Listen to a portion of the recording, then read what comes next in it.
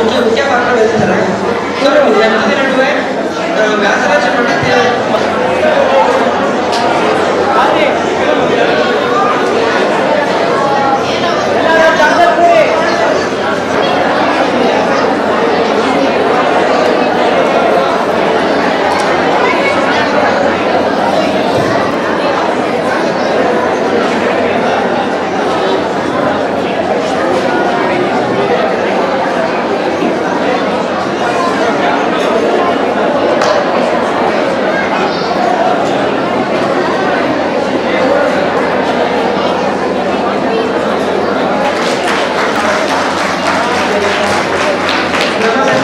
ಹಿರಿಯ ಸದಸ್ಯರಾದ ಡಾಕ್ಟರ್ ಶಿಕ್ಷಕರು ಇವರು ಮಕ್ಕಳಿಗೆ ಬಹುಮಾನ ವಿತರಣೆ ಮಾಡಬೇಕು.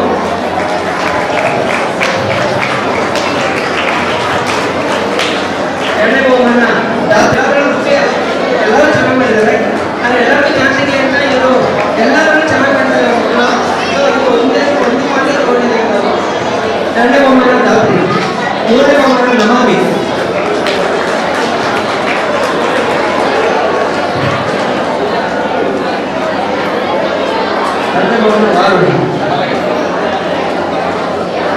ಸೊ ಮಕ್ಕಳ ಈ ಸತಿ ಗಿಫ್ಟ್ಗೆ ನಾವು ಗಿಡ ಕೊಡೋಕ್ಕಾಗ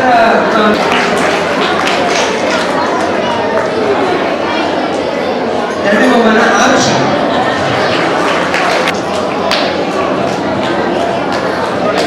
ಹತ್ತಿರದಲ್ಲಿ ಎಲ್ಲರಿಗೂ ವಿದೇಶಿಗಳು ನಮ್ಮ ಚಂದ್ರನ ಕರ್ನಾಟಕದ ಧನ್ಯವಾದಗಳು.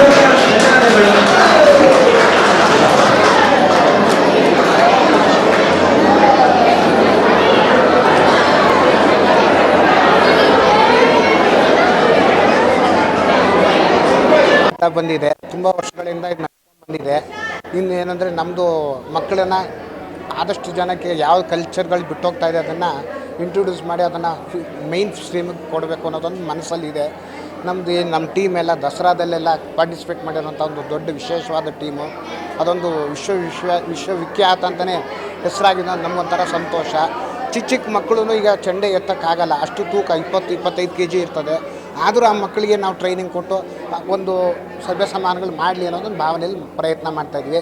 ಅದೊಂದು ಎಲ್ಲ ಮಕ್ಕಳಿಗೆ ಹೆಣ್ಮಕ್ಳಿಗೆ ಹೂ ಕೊಟ್ಟೋದಾಗಲಿ, ಇನ್ನೊಂದಾಗಲಿ, ರಂಗೋಲಿ ಅಂದರೆ ಒಂದು ತರಕಾರಿ ಹೆಚ್ಚೋಕ್ಕೆ ಬರೋಲ್ಲ, ಒಂದು ಈಳ್ಗೆನಲ್ಲಿ ತರಕಾರಿ ಅಂಥ ಕಾಲ ಬಂದ್ಬಿಟ್ಟಿದೆ. ಈಗ ತುಳಸಿಗೆ ನೀರು ಹಾಕ್ಬೇಕಂದ್ರೆ ಹೆಂಗೆ ಹಾಕೋದು, ಹೆಂಗೆ ದೀಪ ಹಚ್ಚೋದು ಕೇಳ್ತಾರೆ.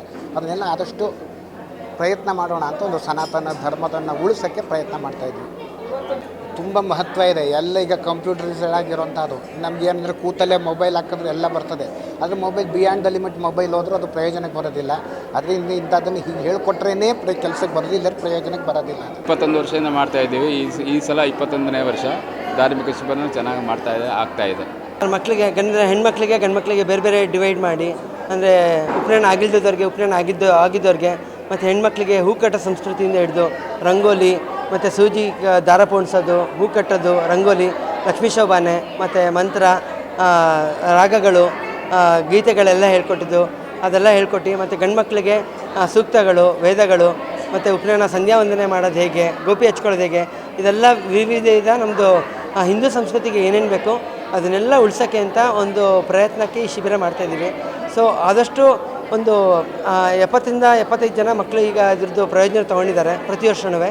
ಸೊ ಇನ್ನೂ ಇದೇ ರೀತಿ ಪ್ರತಿ ವರ್ಷ ನಮಗೆ ಹೆಚ್ಚಿನ ರೀತಿಯಲ್ಲಿ ಹುಡುಗರು ಬರಬೇಕು.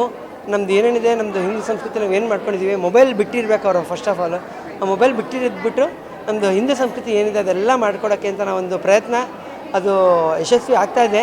ಇನ್ನೂ ಹೆಚ್ಚು ಯಶಸ್ವಿ ಆಗಬೇಕಂದ್ರೆ ಇನ್ನೂ ಹೆಚ್ಚಿನ ಮಕ್ಕಳುಗಳ ಜೊತೆ ನಮ್ಮ ಜೊತೆ ಕೈ ಜೋಡಿಸ್ಬೇಕು. ಅವ್ರ ಜೊತೆ ಪೇರೆಂಟ್ಸು ಜೊತೆಗೆ ನಮ್ಮ ಜೊತೆಗಿರಬೇಕು.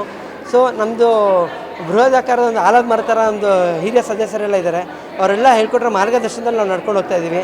ಚಂದ್ರಶೇಖರ್, ರಾಮಕೃಷ್ಣ, ಶ್ರೀಶರ್ ಭಟ್, ಹರೀಶ್ ಬಳ್ಳಾಳ್ ಮತ್ತು ಅಪ್ಪು, ರಾಘವೇಂದ್ರ, ಇವರೆಲ್ಲ ಎಲ್ಲರೂ ನಮ್ಮ ಬೆನ್ನೆಲುಬಾಗಿ ನಿಂತಿದ್ದಾರೆ. ಸೊ ಜಯಣ್ಣ, ಸೊ ಇವರೆಲ್ಲ ನಮ್ಮ ಜೊತೆಗೆ ನಿಂತ್ಕೊಂಡು ನಮಗೆ ಮಾರ್ಗದರ್ಶನ ಕೊಡ್ತಾಯಿದ್ದಾರೆ. ನಾವು 15 ಜನದ ಯುವಕರ ತಂಡ ಇದೆ. ಈ ತಂಡ ನಡೆಸ್ಕೊಂಡು ಹೋಗ್ತಾಯಿದ್ದೀವಿ. ಸೊ ನಮ್ಗೆ ಭಗವಂತ ನಮ್ಮ ಕೈಯಲ್ಲಿ ಇವ್ರ ಮಾರ್ಗದರ್ಶನದ ಮೇಲೆ ನಮ್ಮ ಇದೇ ಟೀಮ್ ಒಗ್ಗಟ್ಟಿಂದ ಏನು ಹಿಡಿದು ಈ ಕಾರ್ಯಕ್ರಮ ನಡೆಸ್ಕೊಂಡು ಹೋಗೋಂಥ ಶಕ್ತಿ ಕೊಡಲಿ ಅಂತ ಕೃಷ್ಣನ ಹತ್ರ ಕೇಳ್ಕೊತೀನಿ.